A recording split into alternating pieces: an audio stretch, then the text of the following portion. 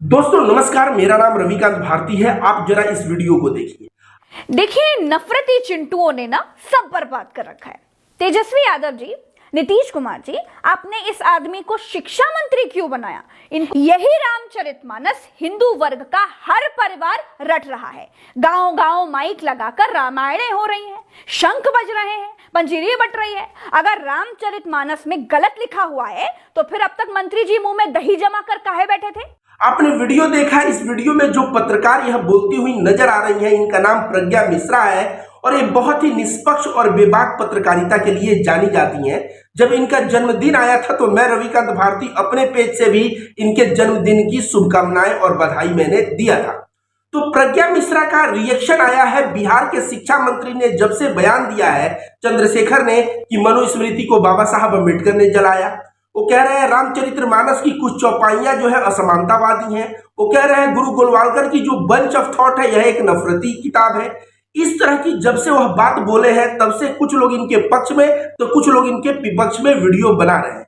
तो प्रज्ञा मिश्रा ने रिएक्शन देते हुए बिहार के शिक्षा मंत्री चंद्रशेखर को बहुत ही क्लास लगा दिया। उन्होंने कहा नीतीश कुमार और तेजस्वी यादव से कि आप किस नफरती चिंटू को शिक्षा मंत्री बना दिए हैं। इस तरह की बात करती हुई प्रज्ञा मिश्रा नजर आ रही है। अब इससे क्या पता चलता है? इससे पता चलता है कि भले ही प्रज्ञा मिश्रा एक निष्पक्ष और बेबाक पत्रकारिता करती हैं, लेकिन अभी भी इनके अंदर जो विचार हैं वो खुले हुए नहीं है, उदार विचार नहीं है। क्योंकि उदार विचार का व्यक्ति हमेशा समान को समान कहेगा और असमानता की बातों को असमानता की बातों का विरोध करेगा। प्रज्ञा मिश्रा आगे कहती हुई नजर आ रही हैं कि जो रामचरितमानस ढोल और ए पे हर जगह बजता है, गांव गांव में बजता है, उसके ऊपर आपने सवाल खड़ा कर दिया। तो मैडम, मैं आपसे कहना चाहूंगा कि ढोल से झाल से रामचरितमानस का जो पाठ होता है, अगर पूरा विश्व भी पाठ करने लगे ना, पूरा अंधभक्त और गोबर भक्त 80% है, तो क्या मैं गोबर भक्त बन गया? आप गोबर भक्त बन गई? नहीं। आपने चुना कि सही को सही कहना और गलत को गलत कहना। ठीक उसी प्रकार से चाहे पूरा विश्व में क्यों ना बजे, लेकिन अगर उसके अंदर कुछ त्रुटियां हैं, कुछ असमानतावादी बातें हैं, तो उसको हम बराबर आके बोलेंगे। आपसे तो अच्छे हमारे हिंदी साहित्य के इतिहासकार के कई लेखक हैं। रामचंद्र शुक्ल का नाम आपने सुना है। ऐसे कई हिंदी के राइटर हैं जिन्होंने तुलसीदास की प्रशंसा भी की है, आलोचना भी की है। कबीरदास की प्रशंसा भी की है, आलोचना भी की है।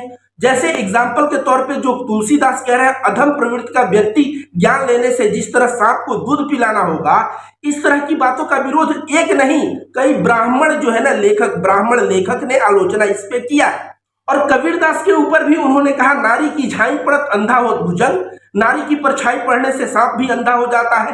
तो यहाँ नारियों के लिए गलत बात कहा है तो उनकी भी प्रशंसा के लिए तो बहुत बातें कहा जाता है कि पत्थर मत पूजिए और तमाम बातें, तो कबीरदास की प्रशंसा में भी लिखा गया है और उनकी आलोचना में भी लिखा गया है।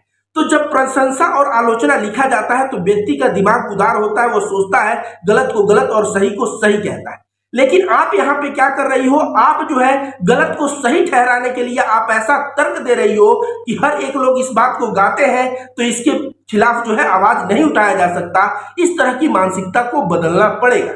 आपको बता दें कि रामचरितमानस और तुलसीदास के कुछ पंक्तियों को गलत कहने से इसमें भगवान श्री राम का कहीं भी उनके चरित्र का कुछ उनके ऊपर टिक्का टिप्पणी नहीं किया गया है। क्योंकि भगवान श्री राम जो है सौरी के बैर खाए थे।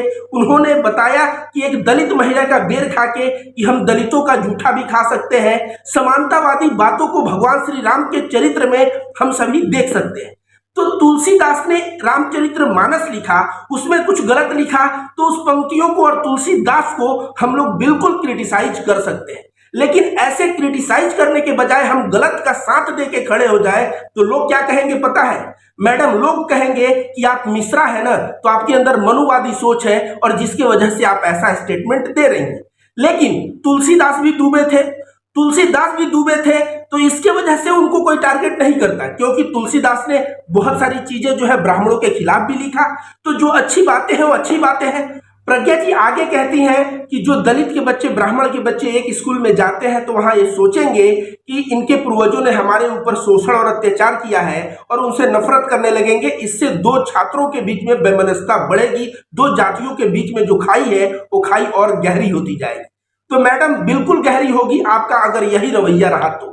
क्यों? अगर आप रामचरितमानस के उन चौपाइयों को जो असमानतावादी हैं आपने उसको क्रिटिसाइज किया होता तो उन बच्चों को क्या लगता कि नहीं इनके पूर्वज ऐसे थे उन्होंने लिख दिया। लेकिन अभी प्रज्ञा मिश्रा नामक एक पत्रकार है जिस पत्रकार ने उनका साथ नहीं दिया, उन्होंने कहा कि वो गलत थे और गलत और सही में अंतर बताया। तो ऐसे में दलित के बच्चों को लगेगा कि हाँ इनके पूर्वज गलत थे लेकिन ये लोग तो सही हैं। लेकिन आप तो खड़ी हो जा रही हैं उन चौपाइयों के साथ। तो जब उन चौपाई के साथ आप खड़ी हो जाएंगी तो इनको लगेगा कि इनके पूर्वज तो थे ही, ये भी वैसे ही निकले और इस तरह से जातिवाद की जो खाई है ना वो खाई और बढ़ेगी। आप बताइए क्या तुलसीदास को यह बात लिखना चाहिए कि जो है नीच जात के व्यक्ति को ज्ञान ले लेने से, विद्या ले लेने से वह जो है सांप को दूध पिलाने जैसा होगा? बताइए, लिखना चाहिए? क्या यह लिखना चाहिए कि एक जो है नीच जात का आदमी कितना भी ज्ञानवान हो जाए तो उसको पूजा पाठ सम्मान मत करो और जो है ब्राह्मण अज्ञानी है तो भी जो है वह पूजनीय है? इस तरह की बातें लिखनी चाहिए? नहीं लिखनी चाहिए।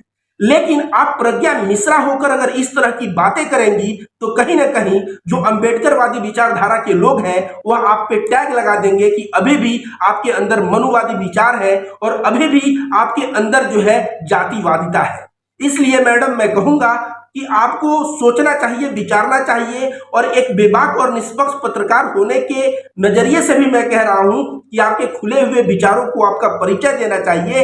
ये नहीं कि आपके पिताजी, आपके दादाजी कुछ गलती किए और आप भी कहिए कि वो सही है। अरे भाई वो गलती किए हैं तो गलती किए हैं, आप बोलिए वे लोग गलत थे, वैसी गलती हमसे नहीं होगी। इस तरह की बातें करनी होगी। लेकिन जिस तरह से आपने समर्थन जताया बिहार के शिक्षा मंत्री चंद्रशेखर को, जिस तरह से आपने नफरती चिंटू कह दिया, यह मुझे बहुत बुरा लगा।